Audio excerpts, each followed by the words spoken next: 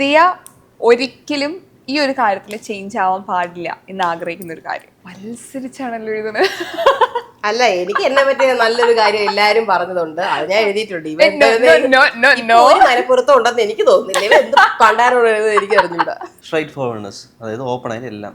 ഞാൻ എഴുതിയത് വേ ഹാൻഡിൽ നെഗറ്റിവിറ്റിയാണ്. അത് ആക്ച്വലി സ്ട്രേറ്റ് ഫോർവേഡ്നെസ്സിനകത്ത് വരുന്നതാണ് എനിക്ക് തോന്നുന്നത്. ബിക്കോസ് ഞാൻ എല്ലാം അങ്ങനെ ഓപ്പൺ ആയിട്ടൊക്കെ പറഞ്ഞ് കാര്യങ്ങൾ അങ്ങനെ കൊണ്ടുപോകും. ഇവന്റെ അമ്മയായാലും ഇവന്റെ ഫാമിലിയിലുള്ളവരായാലും എന്നെ പറ്റി പറഞ്ഞിട്ടുള്ള ഞാൻ ഭയങ്കര സ്ട്രേറ്റ് ഫോർവേഡാണ്. ബിക്കോസ് എനിക്ക് ഇപ്പൊ എന്തെങ്കിലും ഇഷ്ടമല്ല, ഇപ്പൊ അവന്റെ ഫാമിലി സൈഡിൽ നിന്ന് അവരെന്തെങ്കിലും പറയുന്നു, എനിക്ക് ഇഷ്ടമല്ലെങ്കിൽ ഞാൻ അപ്പം പറയും എനിക്ക് ഇഷ്ടമല്ല, സത്യം ആന്റി എനിക്ക് ഇഷ്ടമല്ല.